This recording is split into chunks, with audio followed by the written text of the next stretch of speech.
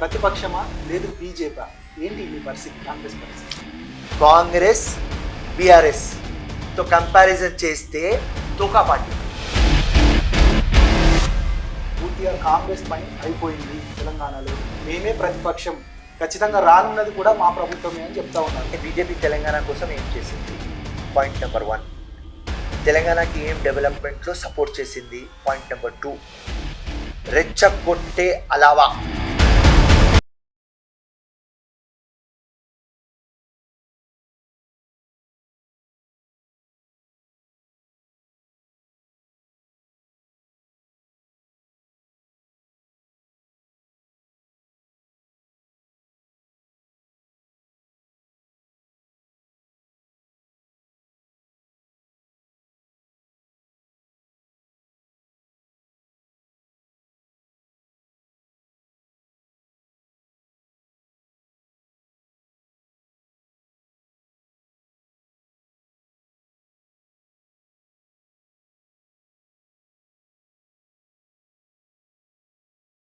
మన మొత్తం జాయిదాద్ చేస్తే, ప్రాపర్టీ లెక్క చేస్తే మినిమం 10,000 crores ఎక్కడి నుంచి వచ్చినాయి? నరేంద్ర మోదీకి బి టీమ్కి కెప్టెన్ అసదుద్దీన్ అక్కడ, కేసీఆర్కి బి టీమ్కి కెప్టెన్ అక్బరుద్దీన్ ఇక్కడ, సెంటర్లో నరేంద్ర మోదీ, ఇక్కడ కేసీఆర్. బీజేపీ ఎంఐఎం రెండు ఒకే పార్టీలు, బీ టీం ఏ టీంగా పనిచేస్తూ ఉన్నాయని చెప్తున్నారు. ఇదే విషయాన్ని ప్రజల్లోకి ఎందుకు తీసుకెళ్ళట్లేదంటే ఏం చెప్తారు? సో దానికోసం నాకు అడిగినప్పుడు బీజేపీ పార్టీ, ఫిరోజ్ ఖాన్ నువ్వు బీజేపీ పార్టీలో రా అంటే నేను చూటిగా అడిగిన, ఓకే, మీకు ధైర్యం ఉంటే నాకు అసదుద్దీన్ మీద టికెట్ ఇయ్యి, హిందుస్థాన్ జెండా చార్మినార్లో పెట్టేస్తా, నువ్వు సపోర్ట్ చేస్తే బీజేపీ 5 years 10 yearsలో ఎంఐఎంకి ఓల్డ్ సిటీలో ఫినిష్ చేసేస్తా, ఉన్నది మీకు ధైర్యం? రిజర్వేషన్కి సంబంధించి అసలు ముస్లిం రిజర్వేషన్ అనేది పూర్తిగా అమలు కాలేని పరిస్థితి, అది కోర్టు పరిధిలో ఉంది ఇప్పటికీ. దీనిపైన అమిత్ షా వచ్చి ఆ 4% కాదు, మొత్తానికి ముస్లిం రిజర్వేషన్ ఎత్తేస్తాం మేము అధికారంలోకి వస్తామని అంటున్నారు. నరేంద్ర మోదీ ఏం చెప్తున్నాడు? ఒక చేతిలో ఖురాన్ ఉండాలి, ఒక చేతిలో కంప్యూటర్ ఉండాలి. ముస్లిమ్స్ కూడా మనోళ్ళే, మేము కూడా మీకు ఈక్వల్గా చూస్తాం. ఆ రోజు ప్రశాంత్ ఎంత ఆనందమైంది. హాయ్ హలో, నేను మీ ప్రశాంత్, ఇహా టీవీకి స్వాగతం. ఈరోజు మన గెస్ట్ ముక్కుసూటి మనస్తత్వం ఆయనది, కాంగ్రెస్లో ఫైర్ బ్రాండ్గా ఉన్నారు, ఆయనే ఫిరోజ్ ఖాన్. ఈరోజు మనతో మాట్లాడడానికి, అన్ని విషయాలపైన చర్చించడానికి సిద్ధంగా ఉన్నారు. నమస్తే అండి. నమస్తే సార్, ప్రధానంగా చూసినట్టయితే మేము ఇప్పుడు వస్తున్నప్పుడు చూస్తున్నాం, ప్రజా దర్బార్ అంటే ప్రజల సమస్యలు తెలుసుకోవడంలో మీరు ఎలా ముందుకు వెళ్తున్నారనేది మేము కళ్ళారా చూసాం. అసలు ఏంటి సార్, ఓవరాల్గా చెప్పినట్టయితే కాంగ్రెస్లో గుర్తించని పెద్ద లీడర్ ఫిరోజ్ ఖాన్ అంటే మీరేం చెప్తారు? చిన్న వర్కర్, నేను అంత పెద్ద స్థాయి లీడర్ కాదు, ప్రజల్లో ఉంటా, ప్రజల కోసమే వచ్చిన రాజకీయంలో 24/7 వాళ్ళ పని ఏం కావాలి అది చేస్తూనే ఉంటా. ప్రతి ఒక్క ఆఫీసర్ కానీ, రెవెన్యూ కానీ, మున్సిపల్ కానీ, ఆర్ఎన్బి కానీ, పంచాయతీరాజ్ కానీ, ఎక్కడైనా ఫోన్, కలెక్టర్ కానీ, కమిషనర్ కానీ, ఆర్డీఓ కానీ, ఎంఆర్ఓ కానీ, సర్కిల్ కానీ, ఏసీపీ కానీ, ఎవరికైనా నా ఫోన్ పోతే వాళ్ళు పని చేస్తారు. దానికి 2 reasons. 1, ఫిరోజ్ ఖాన్కు కులం మతం లేదు. నెంబర్ 2, జస్టిస్ పని చేపిస్తా, నేను డబ్బులు తీసుకోను. So and total Firoz Khan అంటే హిందుస్థాన్. ఆ క్వాలిటీ మీద ఆ చైర్లో కూర్చున్న వ్యక్తి నాకు ఒక కాంగ్రెస్ మనిషిలాగా చూడడు, ఒక మంచి వ్యక్తి, ప్రజల కోసం జీవితం అంకితం చేసినాడు, మనం తప్పకుండా ఇతనికి హెల్ప్ చేయాలి అని ఆ ఇంప్రెషన్తో 100 ఫోన్ చేస్తే మినిమం 60 to 70 వర్క్స్ కంప్లీట్ అవుతాయి. ఓకే, సో చాలా తక్లీఫ్ పరేషానీతో ప్రజలు నా దగ్గర వస్తారు, హాస్పిటల్లో కానీ, స్కూల్ కానీ, వేరే గవర్నమెంట్ ఆఫీసర్లు. ఆ తక్లీఫ్ నేను పని చేసిన తర్వాత వాళ్ళ ఫేస్ మీద ఆ స్మైల్ వస్తుంది. ఆ స్మైల్ ఫిరోజ్ ఖాన్కి వెల్త్, ఫిరోజ్ ఖాన్కి తృప్తి, దానికోసమే రాత్రి ఒక 5 అవర్స్ పండుకుంటా, ఆ స్మైల్ గుర్తు చేసుకొని పండుకుంటా. Okay sir. అదేవిధంగా ఇంకా రాజకీయాల వైపుకి వస్తే కాంగ్రెస్ అనేది తెలంగాణలో ప్రతిపక్షమా లేదు బీజేపీ? ఏంటి మీ పరిస్థితి, కాంగ్రెస్ పరిస్థితి? యాక్చువల్లీ చూస్తే బీఆర్ఎస్ టీఆర్ఎస్కి అపోజిషన్ అంటే కాంగ్రెస్. ఓకే. క్యాడర్ ప్రతి ఒక్క గల్లీ బస్తీ మండల్ Congress, booth wise Congress. Political polarisation అక్కడ బీజేపీ, ఊర్లో నో బీజేపీ. నరేంద్ర మోదీ పెద్ద పేరున్నది, అమిత్ షాకి పెద్ద పేరున్నది. బీజేపీ వాళ్ళు చాలా స్ట్రగుల్ చేస్తున్నారు, చాలా హార్డ్ వర్క్ కూడా చేస్తున్నారు. కానీ కంపారిజన్ చేస్తే ఎట్లా ఉంటుంది అంటే అపోజిషన్ కాంగ్రెస్. తెలంగాణ తెచ్చడానికి కష్టపడినాడు కేసీఆర్, ఓకే. ఇచ్చింది సోనియా గాంధీ. 10 years ఈయన పరిపాలన చూసుకున్నాం. నెక్స్ట్ కాంగ్రెస్కి చూడాలి. ఓకే. బీజేపీ బీఆర్ఎస్ అండ్ కాంగ్రెస్తో కంపారిజన్ చేస్తే తోకా పార్టీ. ఓకే. ఏది బీజేపీ అంటున్నారా లేదంటే బీజేపీ, ఓకే. కాంగ్రెస్, బీఆర్ఎస్ తో కంపారిజన్ చేస్తే తోకా పార్టీ. వీళ్ళ దగ్గర లీడర్లు లేరు. కాంగ్రెస్ నుంచి ఎవరికి టికెట్ ఇవ్వకపోతే, బీఆర్ఎస్ నుంచి ఎవరికి టికెట్ ఇవ్వకపోతే ఓకే. ఆ క్యాండిడేట్లకు తీసుకొని మేము స్ట్రాంగ్ పార్టీ చెప్పేది బీజేపీ. ఓకే. బీజేపీకి సంబంధించి మీరేమో తోక పార్టీ అంటున్నారు, కానీ బీజేపీ వాళ్ళు చెప్తా ఉన్నారు పూర్తిగా కాంగ్రెస్ పని అయిపోయింది తెలంగాణలో, మేమే ప్రతిపక్షం, ఖచ్చితంగా రానున్నది కూడా మా ప్రభుత్వమే అని చెప్తా ఉన్నారు. దీన్ని ఎట్లా చూస్తారు మీరు? కాంగ్రెస్ పార్టీలో యూనిటీ లేదు అని వీళ్ళు చాలా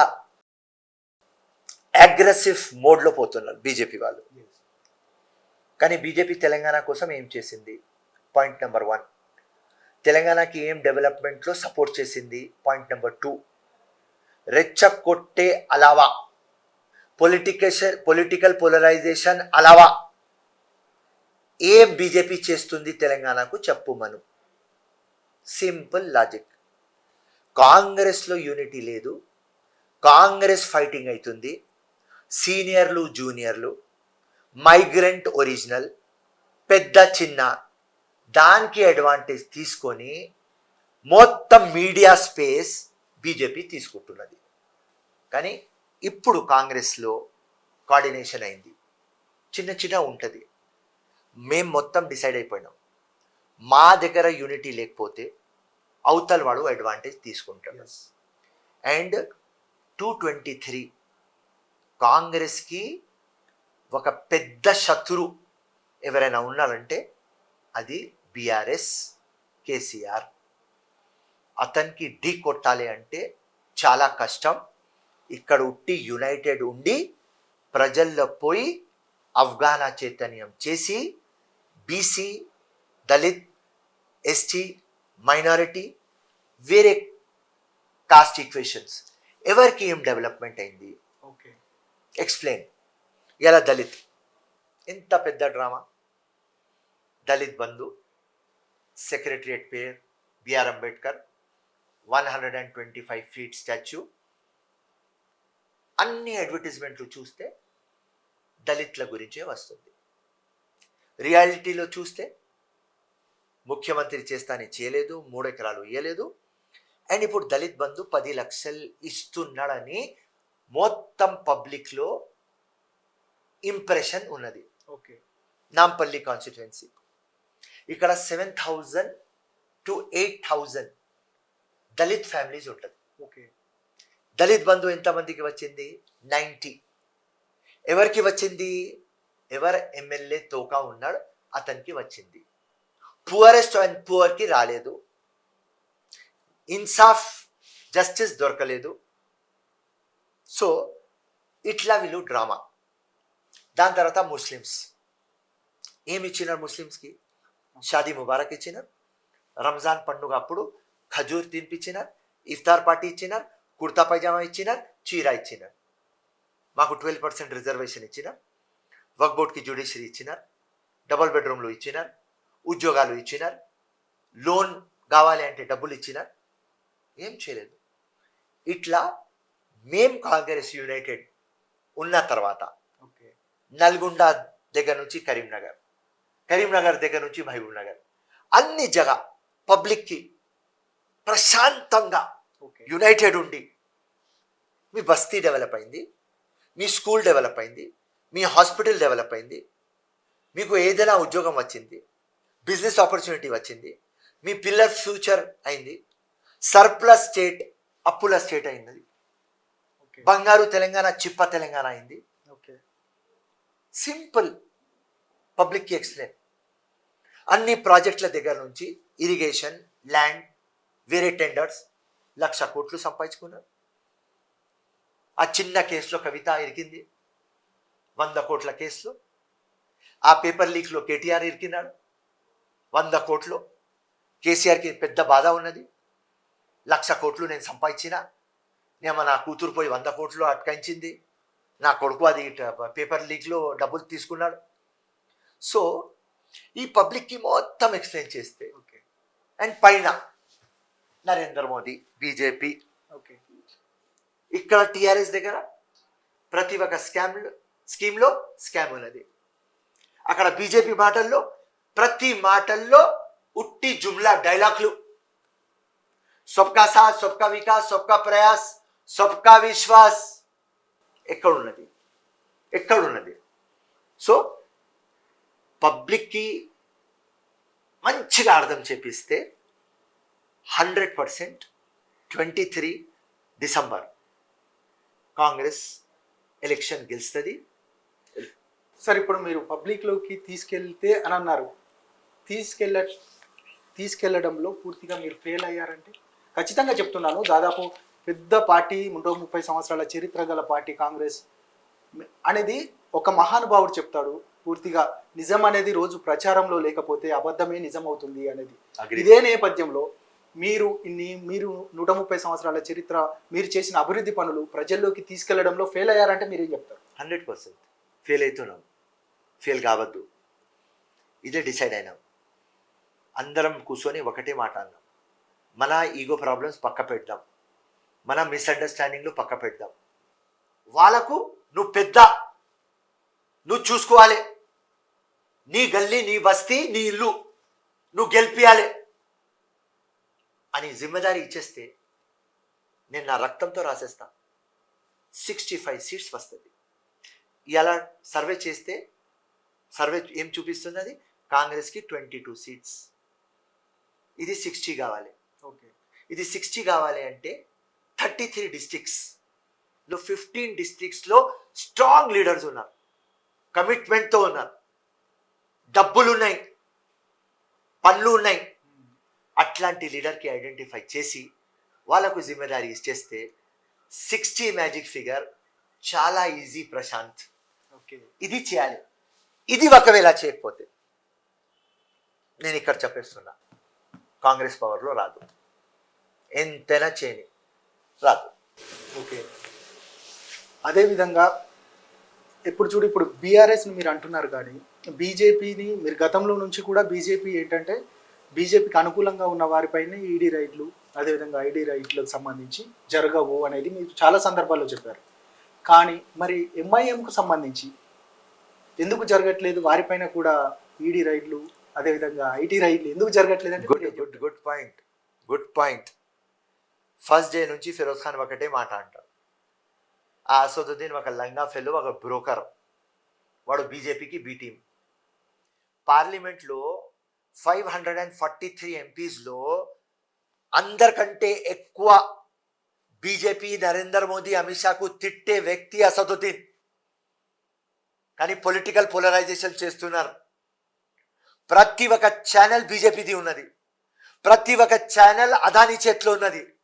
ఆ ప్రతి ఒక్క ఛానల్లో కూర్చొని అసదుద్దీన్ ఓవైసీ ఈ ఫాల్తు నా కొడుకు ఇస్లాం మాట్లాడతాడు, ఆ గడ్డం పెట్టుకొని టోపీ పెట్టుకొని ఒక పాకిస్తానీ కనిపిస్తాడు, వాడు నరేంద్ర మోదీకి తిడతాడు. హిందుత్వ ఓట్లు నరేంద్ర మోదీకి పడతాయి. దానికోసం ఇలా మీ నోట్ల నుంచే మీరు చెప్పినారు అసదుద్దీన్ మీద రేడ్ ఎందుకు అవుతుంది కాదు. అసదుద్దీన్ ఏ ఇంట్లో ఉంటాడు? 800 crores ఉట్టి ఆయన ఇంటి వాళ్ళ మొత్తం జాయిదాద్ చేస్తే, ప్రాపర్టీ లెక్క చేస్తే మినిమం 10,000 crores ఎక్కడి నుంచి వచ్చినాయి? నరేందర్ మోదీకి బి టీంకి కెప్టెన్ అసదుద్దీన్ అక్కడ, కేసీఆర్కి బి టీంకి కెప్టెన్ అక్బరుద్దీన్ ఇక్కడ, సెంటర్లో నరేంద్ర మోదీ, ఇక్కడ కేసీఆర్. ఇక్కడ లంగ పనులు దొంగ పనులు, అక్కడ లంగ పనులు దొంగ పనులు. దానికోసం బతికి ఉన్నారు వీళ్ళు. సో ఇప్పుడు లేటెస్ట్గా కర్ణాటకలో కాంగ్రెస్ పార్టీ బజరంగ్ దళ్కి మేము బ్యాన్ చేస్తామని చెప్పినారు. చెప్తానే అసదుద్దీన్ అరే కాంగ్రెస్ చెప్పేది చేయదు, కాంగ్రెస్ కూడా మొత్తం హిందుత్వకి మొత్తం సపోర్ట్ చేస్తుంది అని ఏదో లొల్లి పంచాయత్ చేస్తున్నాడు. ఎందుకు చేస్తున్నాడు? పొలిటికల్ పోలరైజేషన్ చేసే పని అసదుద్దీన్ది. బజరంగ్ దళ్కి బ్యాన్ చేయాలి చెప్పాలి అసదుద్దీన్, దానిలో పొలిటికల్ పోలరైజేషన్ అవుతుంది. ఓకే, మీరేమో ఈ విధంగా చెప్తా ఉన్నారు, మరి ఇంత బలంగా చెప్తా ఉన్నారు బీజేపీ ఎంఐఎం రెండు ఒకే పార్టీలు బి టీం ఏ టీంగా పనిచేస్తూ ఉన్నాయని చెప్తున్నారు. ఇదే విషయాన్ని ప్రజల్లోకి ఎందుకు తీసుకెళ్ళట్లేదు అంటే ఏం చెప్తారు? తీసుకున్నాం, 100 సార్లు తీసుకున్నాం, 100 ఎగ్జాంపుల్ ఇచ్చినాం, 100 ఎగ్జాంపుల్ ఇచ్చాను. నీ ముందు ఒక ఎగ్జాంపుల్ ఇస్తా. ఇక్కడ తెలంగాణలో ఆంధ్రప్రదేశ్లో ఈ పార్టీ పుట్టింది, 8 సీట్స్ ఇక్కడ కంటెస్ట్ చేస్తారు. ఉత్తరప్రదేశ్లో పోయి 100 సీట్లు కంటెస్ట్ చేస్తారు. ఇక్కడ సిటీలో ఏం పీకినారని అక్కడ పోయినారు. ఏం చెప్తున్నాను? 100 సీట్లు అసదుద్దీన్ ఎందుకు నువ్వు కంటెస్ట్ చేస్తున్నావు ఉత్తరప్రదేశ్లో అంటే, లేలే ముస్లిమ్స్కి ఎంపవర్ చేయడానికి, సోషలీ ఎకనామికలీ పొలిటికల్లీ ఎంపవర్ చేయడానికి. ఫైనాన్షియల్ వీక్ ఉన్నారు, ఎడ్యుకేషనల్ వైజ్ వీక్ ఉన్నారు. అరే ఓ అసదుద్దీన్, హైదరాబాద్ ఏమున్నది? ఒక డస్ట్బిన్ తయారు చేస్తావా కదా? మొత్తం తెలంగాణ డెవలప్ అయింది, హైదరాబాద్ ఎందుకు డెవలప్ కాలేదు? హైదరాబాద్ డెవలప్ చేయకుండా ఉత్తరప్రదేశ్ ఎందుకు పోయినావా? గుజరాత్ ఎందుకు పోయినావా? బీహార్ ఎందుకు పోయినావా? వెస్ట్ బెంగాల్ ఎందుకు పోయినావా? కర్ణాటకలో ఎందుకు తిరుగుతున్నావా? ఇది పొలిటికల్ పోలరైజేషన్. అసదుద్దీన్ ముస్లిం ఓట్లు గుంజుకోవాలి, రీజనల్ పార్టీస్కి పడవద్దు, కాంగ్రెస్కి పడవద్దు, ఇది గుంజేయాలి. ఎక్కడైనా మీరు చూడండి, ఎక్కడ అసదుద్దీన్ పోతే ఆ మార్జిన్ ఆఫ్ విన్నింగ్ 2000-3000 ఉంటుంది. అన్ని ఓట్లు వీడు గుంజుకుంటాడు. వీడు గెలవడు కానీ బీజేపీ గెలుస్తుంది. ఇదే ఫార్ములా. సో దానికోసం నాకు అడిగినప్పుడు బీజేపీ పార్టీ, ఫిరోజ్ ఖాన్ నువ్వు బీజేపీ పార్టీలో రా అంటే నేను చూటిగా అడిగిన, మీకు ధైర్యం ఉంటే నాకు అసదుద్దీన్ మీద టికెట్, హిందుస్థాన్ జెండా చార్మినార్లో పెట్టేస్తా, నువ్వు సపోర్ట్ చేస్తే బీజేపీ 5 years 10 yearsలో ఎంఐఎంకి ఓల్డ్ సిటీలో ఫినిష్ చేసేస్తా. ఉన్నది మీకు ధైర్యం? వాడితో దొంగ అలయన్స్ పెట్టుకొని నాకు ఎందుకు పిలుస్తున్నారు? సార్, రిజర్వేషన్కి సంబంధించి అసలు ముస్లిం రిజర్వేషన్ అనేది పూర్తిగా అమలు కాలేని పరిస్థితి, అది కోర్టు పరిధిలో ఉంది ఇప్పటికే. దీనిపైన అమిత్ షా వచ్చి ఆ 4% కాదు మొత్తానికి ముస్లిం రిజర్వేషన్ ఎత్తేస్తాం మేము అధికారంలోకి వస్తాయని అంటున్నారు. దీన్ని ఎట్లా చూస్తారు మీరు? ఇప్పుడు ముస్లిం రిజర్వేషన్ పేరు, రిలీజియన్ పేరులో రిజర్వేషన్ ఇవ్వవద్దు. ఓకే, అది మన కాన్స్టిట్యూషన్లో లేదు. ఆయన చెప్పిన మాట నిజం, అది అన్కాన్స్టిట్యూషనల్ అని. ఓకే ఫైన్, కానీ ముస్లిం రిజర్వేషన్ పేరు ఉన్నది, కానీ రిజర్వేషన్ ఎందుకు ఇచ్చినారు? అది మోస్ట్ ఇంపార్టెంట్ ఆన్సర్ నేను ఇస్తున్నా. ఇప్పుడు 2004 నుంచి 2016 Muslims economically, socially, educationally backward ఉన్నారని ఆల్ ఇండియా, యునైటెడ్ ఆంధ్రప్రదేశ్, దాని తర్వాత తెలంగాణ కమిషన్లు, కమిటీలు అపాయింట్ అయినాయి. ఏమేం commission? Starting from Ranganath Mishra, Rajinder Sachar, Dawla Subrahmanyam, Amitabh Kundu, Ramulu, K S Krishnan, Sudhir, వీళ్ళు అందరు డేటా కలెక్ట్ చేసి, శాంపల్లు కలెక్ట్ చేసి బీసీకి, ఎస్సీకి, ఎస్టీకి కంపారిజన్ చేసి రిపోర్ట్లు సబ్మిట్ చేసినారు. ఏమని? ముస్లిమ్స్ కూడా పస్మందా ఉన్నారు, దళితుల కంటే అధ్వానం పొజిషన్లో ఉన్నారు అని అన్ని లెక్కలు చూపించినారు. ఎట్లా? Education wise, property wise, public private government సెక్టర్లో job wise, fertility, okay, health wise, mortality, death wise, family size, ఎంత ఇన్కమ్ వస్తుంది, పక్కా హౌస్లో ఉన్నది, access to school, access to hospital, ఈ అన్ని లెక్కలు తీసి సబ్మిట్ చేసింది రిపోర్ట్. అప్పుడు మాకు బీసీఈలో మొత్తం చూస్తే ముస్లింలో కేటగిరీస్ మీరు చూస్తే దే ఆర్ 38. 16కి డిలీట్ చేస్తారు. ఫర్ ఎగ్జాంపుల్ పఠాన్, వీళ్ళు గట్టిగా ఉన్నారని డిలీట్ చేస్తారు. మాకు అరబ్ డిలీట్ చేస్తారు, షియా డిలీట్ చేస్తారు, ఖోజా డిలీట్ చేస్తారు, మైమన్ డిలీట్ చేస్తారు. వేరే 22 పస్మందా ఉన్నారని వాళ్ళకు బీసీఈలో తీసుకున్నారు. సో అమిత్ షాకు ఆ ముస్లిం పేరు నచ్చకపోతే పేరు చేంజ్ చేయి, కానీ రిజర్వేషన్ ఎందుకు తీస్తారు? ఆయన ఏమంటారంటే కాంగ్రెస్ పార్టీ ముస్లిమ్స్కి అపీస్మెంట్ పాలిటిక్స్ కోసం ఆ పేరు పెట్టి ముస్లిమ్స్కి ఇచ్చినారు. అరే ముస్లిం కూడా సోషలీ, ఎడ్యుకేషనలీ, ఎకనామికలీ బ్యాక్వర్డ్. ఇది వాస్తవం. ఆయన వచ్చి నరేంద్ర మోదీ, నడ్డా, మోహన్ భాగవత్ అండ్ ఇంకా Amit Shah mission 350 south India పోవాలి, ముస్లిమ్స్కి కూడా తీసుకుందాం, ముస్లిమ్స్ కూడా పేట్రియాటిక్, ఓకే, క్రిస్టియన్స్కి తీసుకుందాం, మనకు అన్ని ఓట్లు పడుతున్నాయి, ముస్లిం ఓట్లు పడతలేవు, క్రిస్టియన్ ఓట్లు పడతలేవు. మన పెద్ద స్లోగన్ సబ్కా సాథ్, సబ్కా విశ్వాస్, సబ్కా ప్రయాస్. ఈ దానిలో ముస్లిమ్స్ లేరు, ముస్లిమ్స్ కూడా పేట్రియాటిక్, ముస్లిం కూడా దేశభక్త్ అని మోహన్ భాగవత్ మద్రసా పోతాడు. పోయి మోహన్ భాగవత్ ఏమంటాడు? నరేంద్ర మోదీ ఏం చెప్తున్నాడు? ఒక చేతిలో ఖురాన్ ఉండాలి, ఒక చేతిలో కంప్యూటర్ ఉండాలి. ముస్లిమ్స్ కూడా మనోళ్ళే, మేము కూడా మీకు ఈక్వల్గా చూస్తాం. ఓకే, ఆ రోజు ప్రశాంత్ ఎంత ఆనందమైంది నాకు. అరే ఏం స్టేట్మెంట్ ఇచ్చినారా బీజేపీ. వారే వా, నిజమైన సెక్యులర్ పార్టీ అంటే నిజమైన సెక్యులర్ హిందుస్థాన్. వారే వా. ఓకే, అంబేద్కర్ రాసింది constitution, right, we are all equal. ఏం చెప్పినారా భయ్, ఎంత సంతోషమైంది నాకు. దాని తర్వాత ఇక్కడ వచ్చి అమిత్ షా ముస్లిం రిజర్వేషన్ నేను తీసేస్తా, కర్ణాటకలో 4% తీసేస్తారు, తీసేసి వోకలింగాస్కి, లింగాయత్స్కి, ఆ వీరా శివాస్కి ఇచ్చేస్తారు. అమిత్ షాకి అడుగుతున్నా,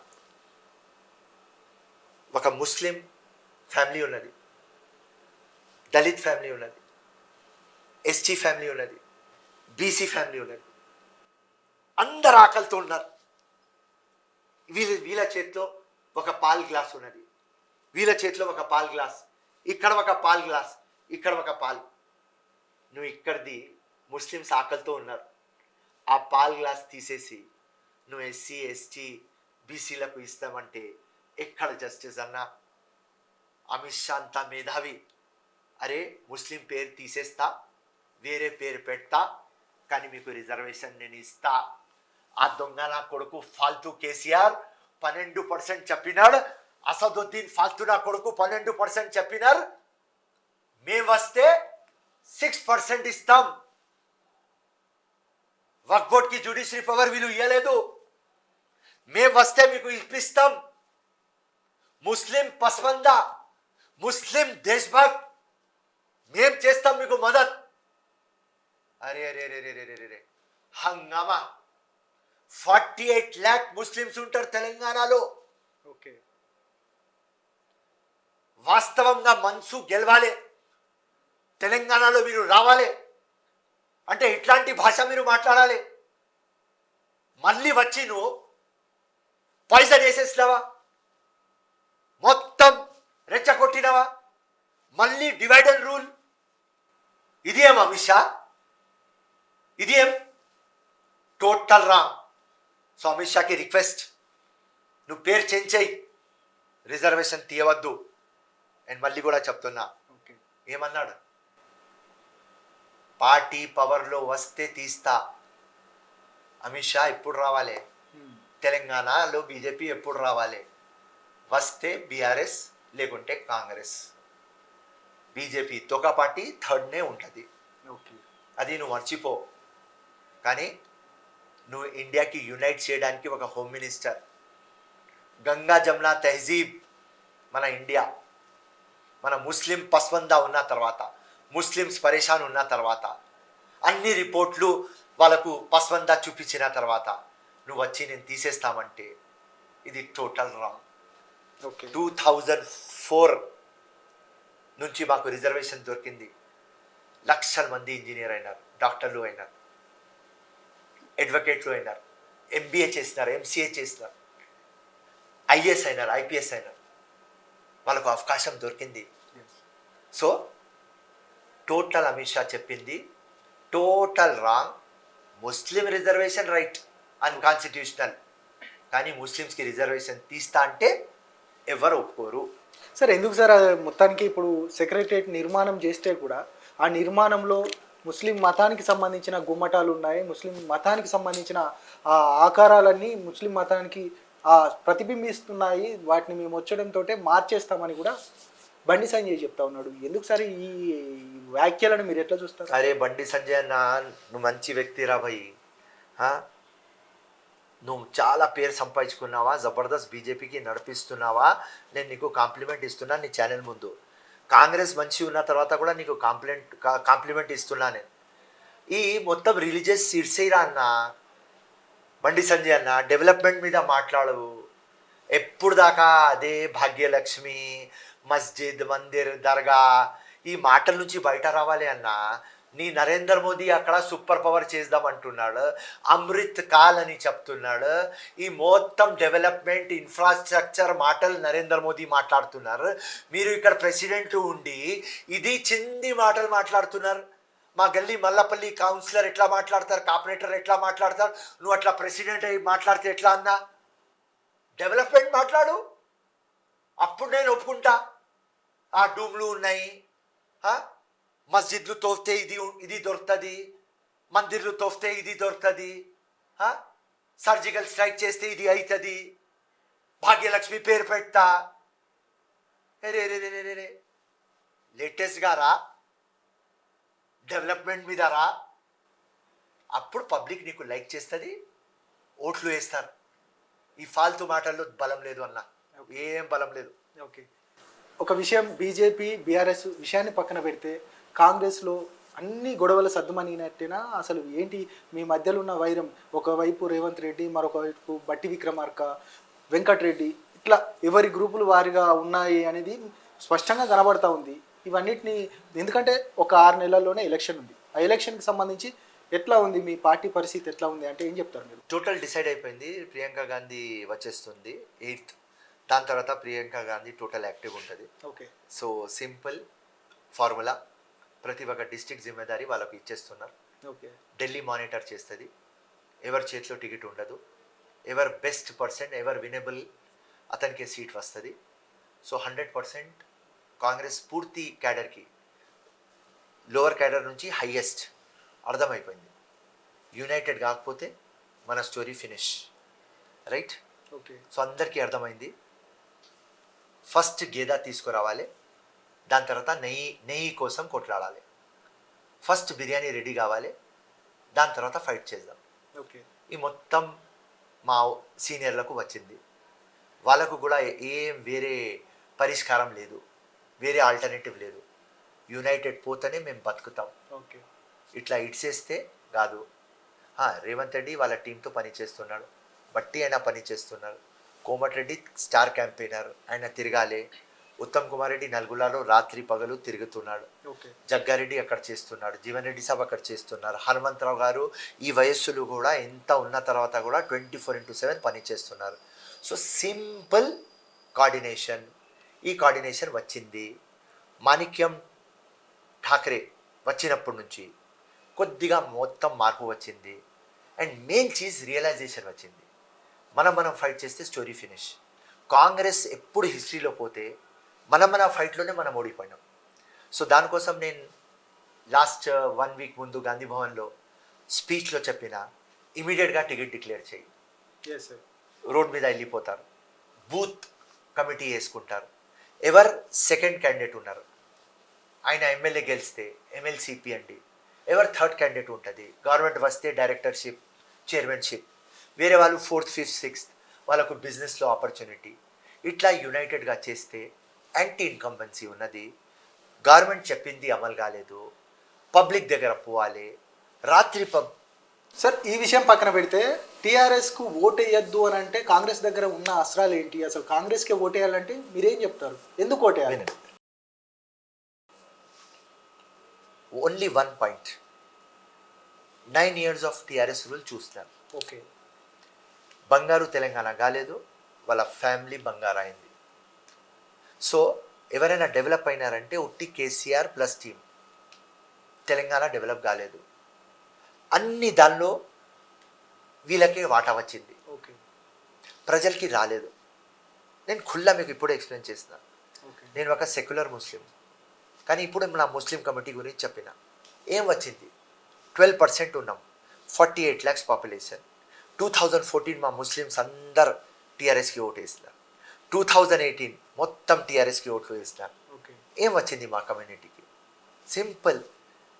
ఎస్టీ ఓటు వేసినారు, వాళ్ళకు ఏం వచ్చింది? దళిత్ బంధు, ఎస్టీ అని ఎస్సీస్ వచ్చింది. ఇప్పుడు దళిత్ బంధు అని డ్రామా నడుస్తుంది, వాళ్ళకు కూడా యాక్చువల్గా ఏం వచ్చింది? యాక్చువల్గా ఎవరికి రాలేదు. Telangana surplus state. ఇప్పుడు 5 లక్ష కోట్లు అప్పు ఉన్నాం.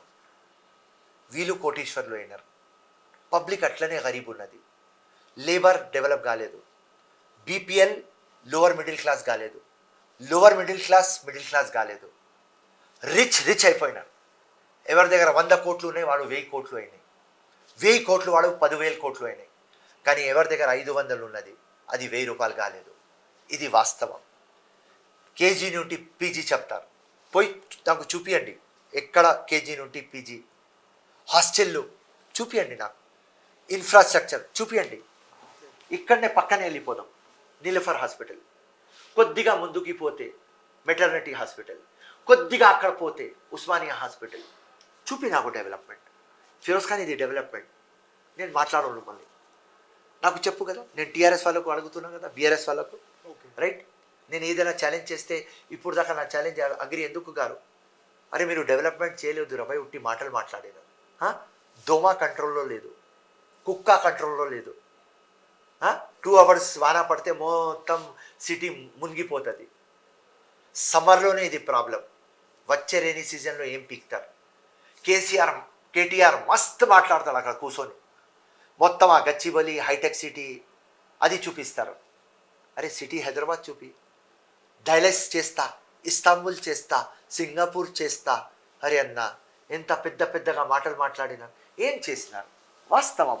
పోదాం, తిరుగుదాం. ఓకే. సో ప్రజలకి చెప్పడానికి 100 ఉన్నాయి, ఎందుకంటే వాళ్ళు చేసినారు. మంచి పిచ్ తయారు చేసి ఇచ్చినారు ప్రశాంత్ మాకు. మంచి బ్యాటింగ్ పిచ్ ఉన్నది, రైట్? మీరే 6లు కొట్టలేకపోతున్నారు. దానికోసమే కోఆర్డినేషన్లో రావాలి. మిగతా బీజేపీ వాళ్ళు లేదంటే టీఆర్ఎస్ వాళ్ళే వచ్చి మీ పిచ్ను ఆక్రమించుకునే పరిస్థితి అయితే కనబడతా ఉంది.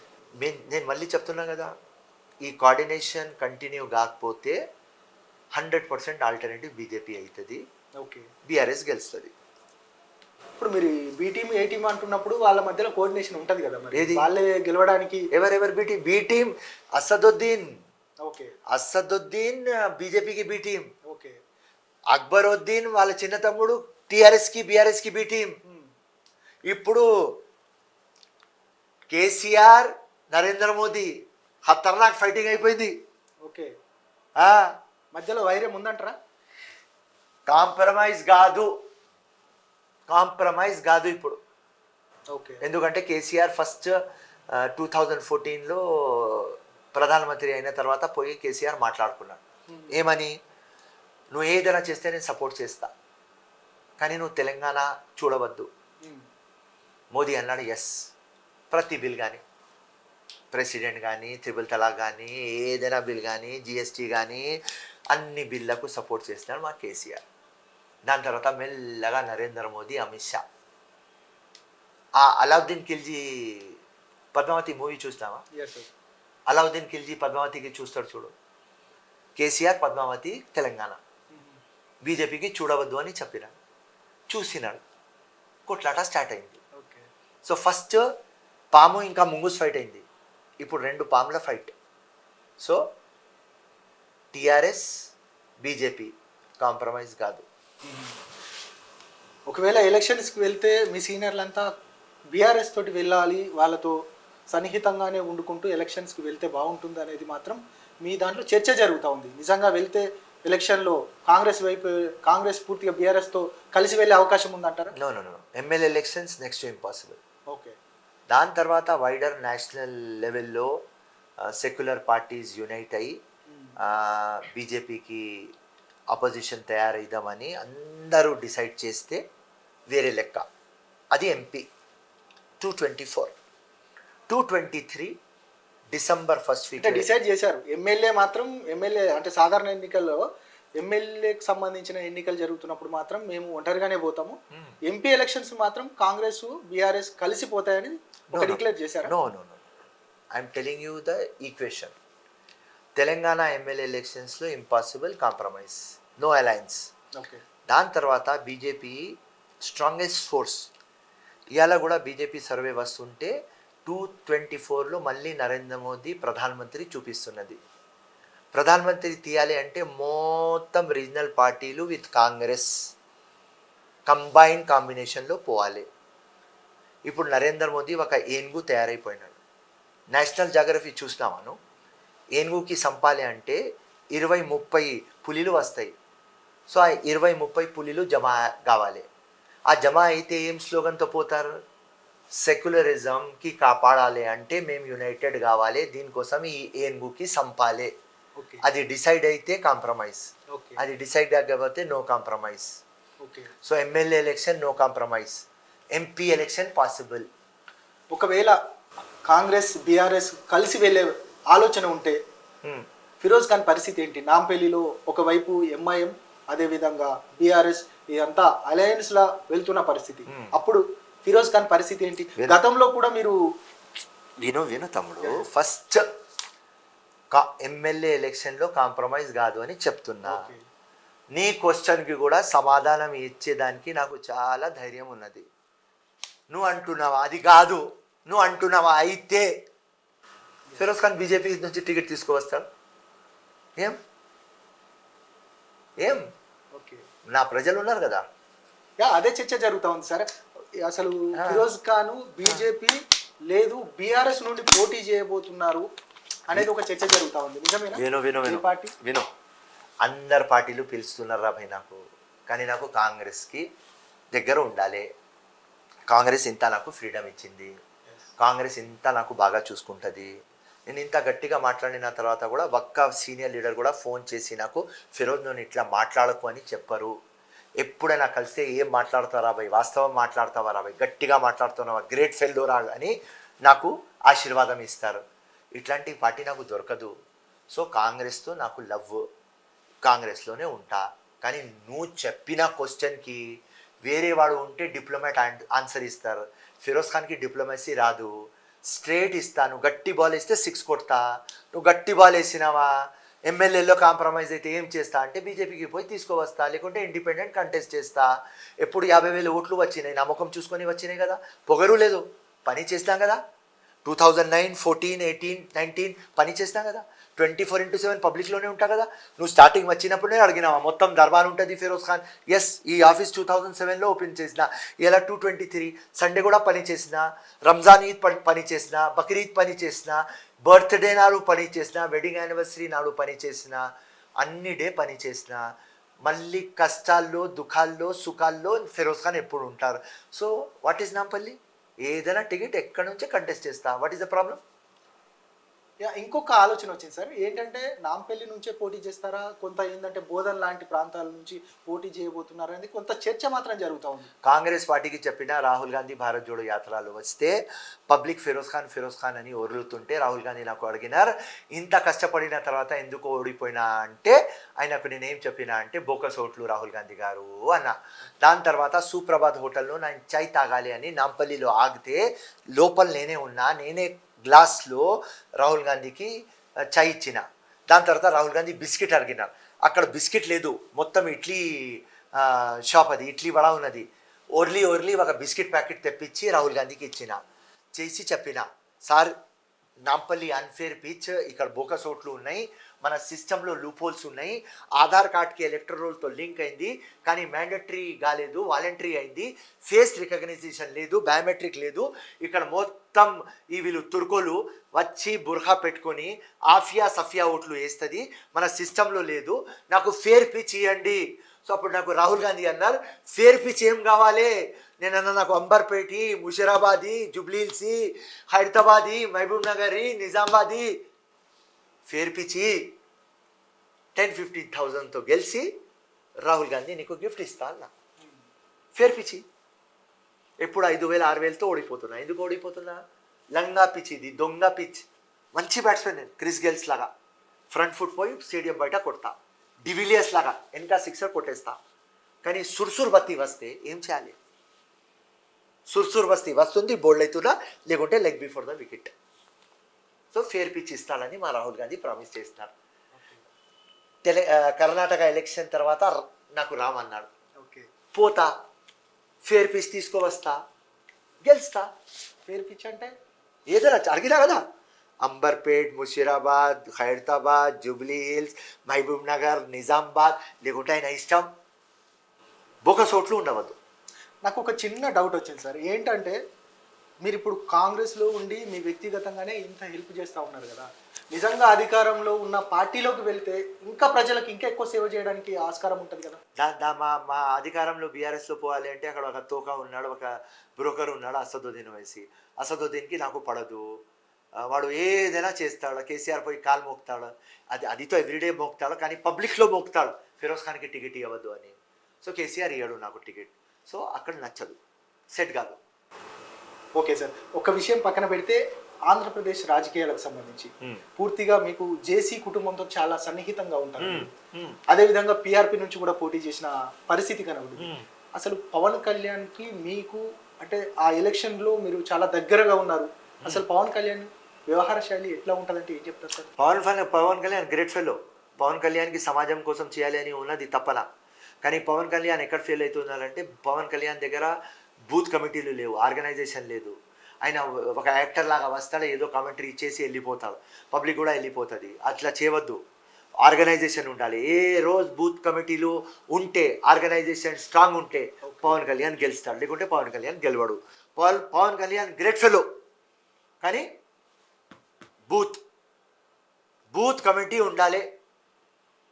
పోలింగ్ డే ఆ ఓట్లు ఎట్లా ట్రాన్స్లేట్ కావాలి, పవన్ కళ్యాణ్ పాపులారిటీకి అది కన్వర్జన్ ఈవీఎంలో ఎట్లా పోవాలి, దానికి ఒక మెకానిజం ఉంటుంది. ఆ మెకానిజంలో ఆర్గనైజేషన్ ఫిట్ కావాలి, సోషల్ ఇంజనీరింగ్ కావాలి, పోల్ మెకానిజం కావాలి, ఎలక్షన్ స్ట్రాటజీ కావాలి. పవన్ కళ్యాణ్ గెలుస్తాడు, లేకుంటే గెలవడం.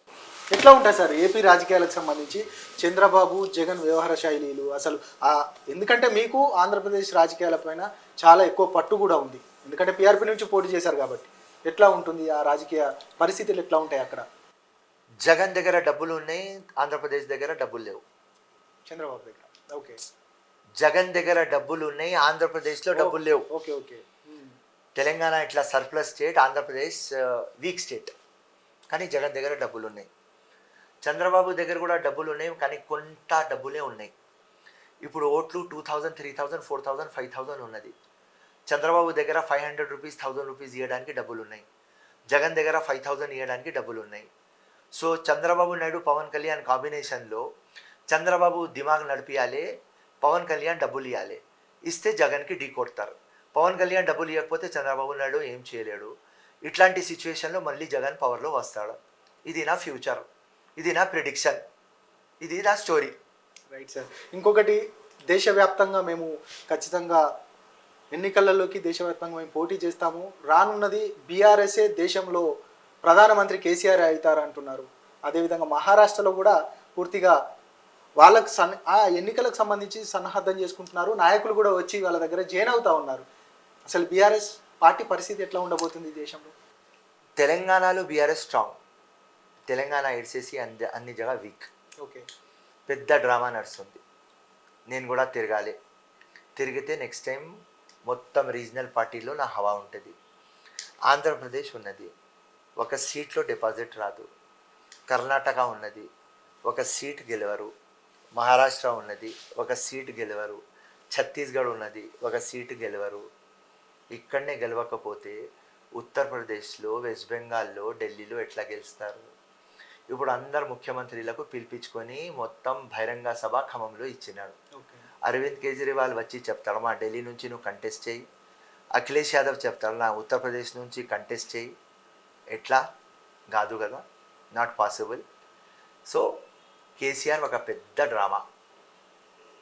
ఈడీ, ఇన్కమ్ ట్యాక్స్, సిబిఐతో సేవ్ కావాలి.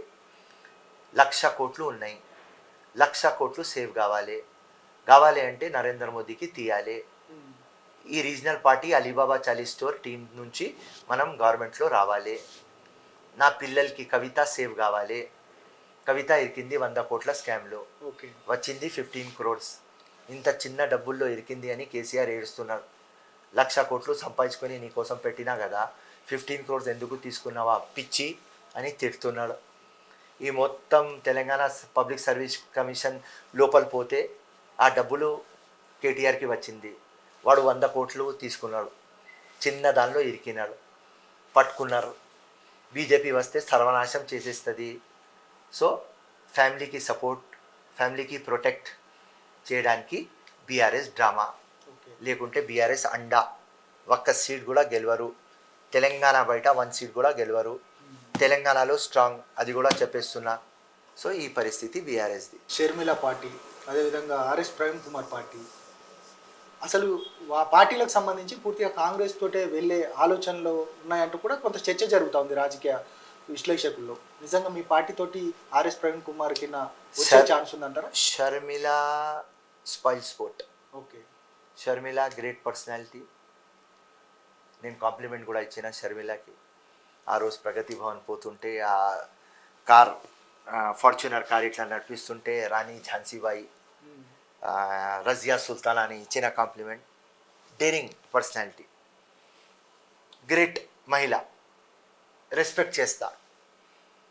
కానీ షర్మిలకు ఇడ్సేసి ఎవరు గెలవరు.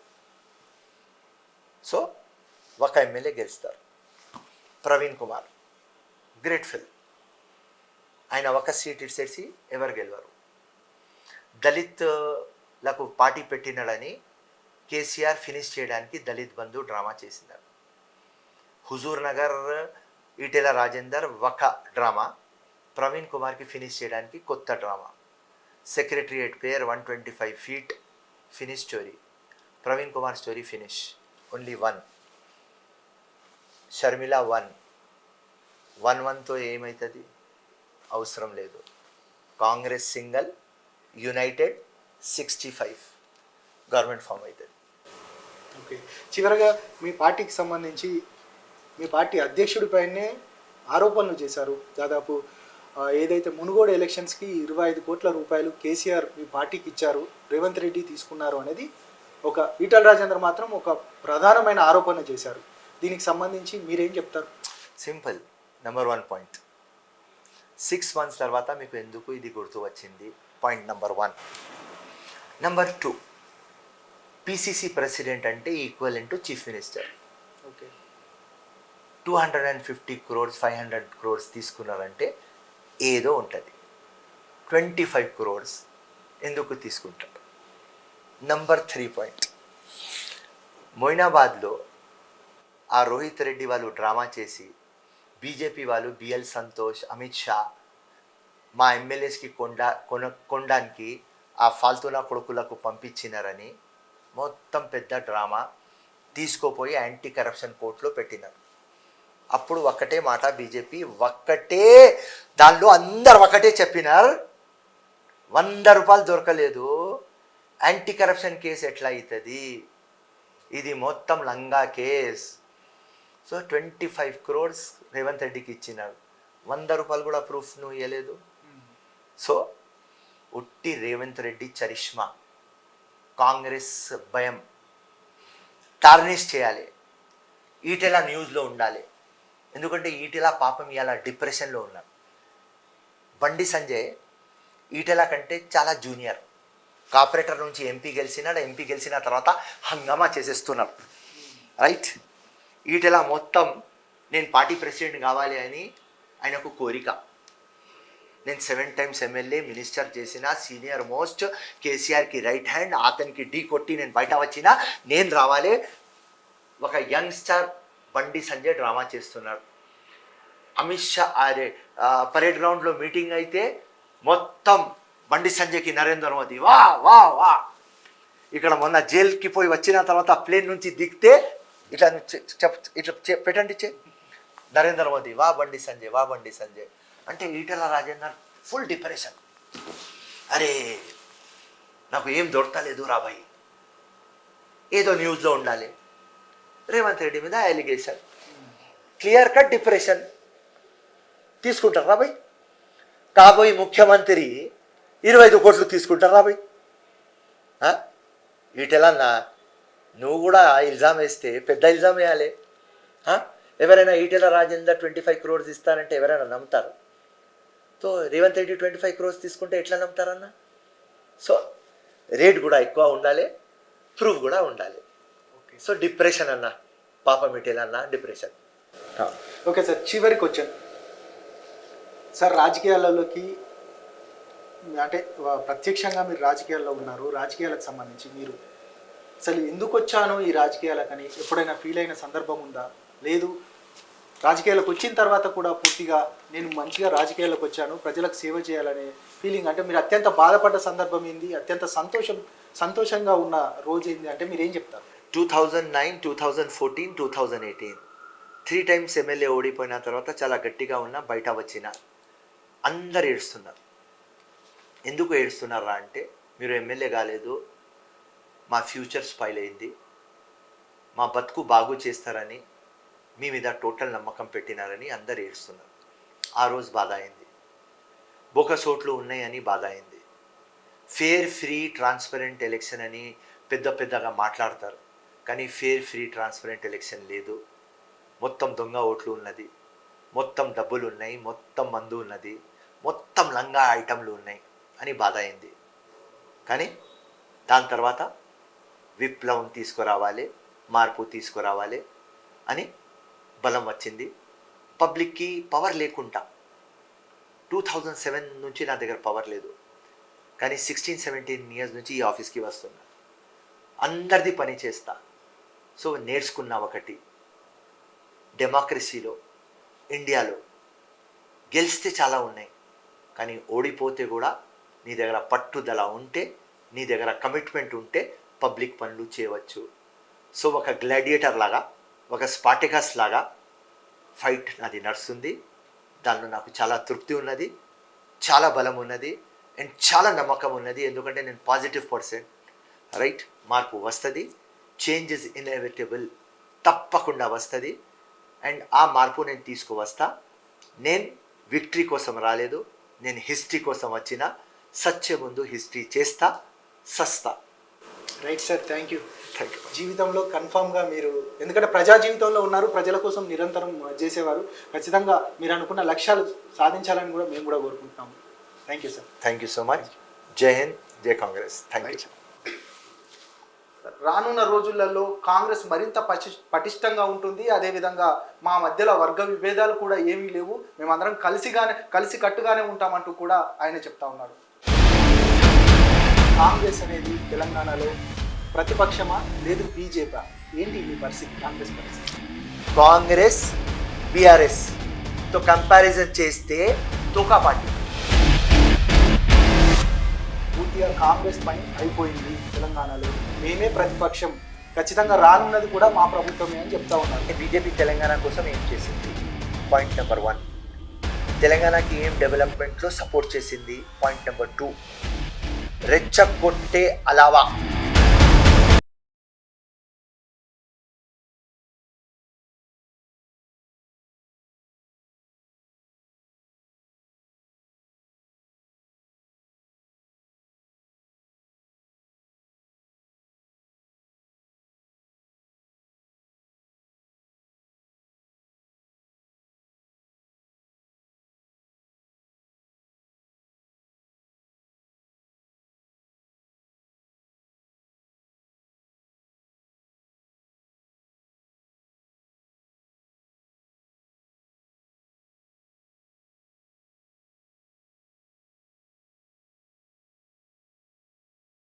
మన మొత్తం జాయిదాద్ చేస్తే, ప్రాపర్టీ లెక్క చేస్తే మినిమం 10,000 crores ఎక్కడి నుంచి వచ్చినాయి?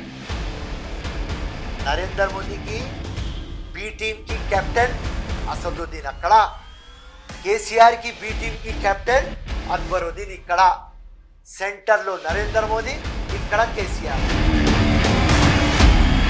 బీజేపీ ఎంఐఎం రెండు ఒకే పార్టీలు, బి టీం ఏ టీంగా పనిచేస్తూ ఉన్నాయని చెప్తున్నారు. ఇదే విషయాన్ని ప్రజల్లోకి ఎందుకు తీసుకెళ్ళట్లేదంటే ఏం చెప్తారు? సో దానికోసం నాకు అడిగినప్పుడు బీజేపీ పార్టీ, ఫిరోజ్ ఖాన్ నువ్వు బీజేపీ పార్టీలో రా అంటే నేను చూటిగా అడిగిన, ఓకే, మీకు ధైర్యం ఉంటే నాకు అసదుద్దీన్ మీద టికెట్ ఇయ్యి, హిందుస్థాన్ జెండా చార్మినార్లో పెట్టేస్తా, నువ్వు సపోర్ట్ చేస్తే బీజేపీ 5 years 10 yearsలో ఎంఐఎంకి ఓల్డ్ సిటీలో ఫినిష్ చేసేస్తా, ఉన్నది మీకు ధైర్యం? రిజర్వేషన్కి సంబంధించి అసలు ముస్లిం రిజర్వేషన్ అనేది పూర్తిగా అమలు కాలేని పరిస్థితి, అది కోర్టు పరిధిలో ఉంది ఇప్పటికీ. దీనిపైన అమిత్ షా వచ్చి ఆ 4% కాదు, మొత్తానికి ముస్లిం రిజర్వేషన్ ఎత్తేస్తాం మేము అధికారంలోకి వస్తామని అంటున్నారు. నరేందర్ మోదీ ఏం చెప్తున్నాడు? ఒక చేతిలో ఖురాన్ ఉండాలి, ఒక చేతిలో కంప్యూటర్ ఉండాలి. ముస్లిమ్స్ కూడా మనోళ్ళే, మేము కూడా మీకు ఈక్వల్గా చూస్తాం. ఆ రోజు ప్రశాంత్ ఎంత ఆనందమైన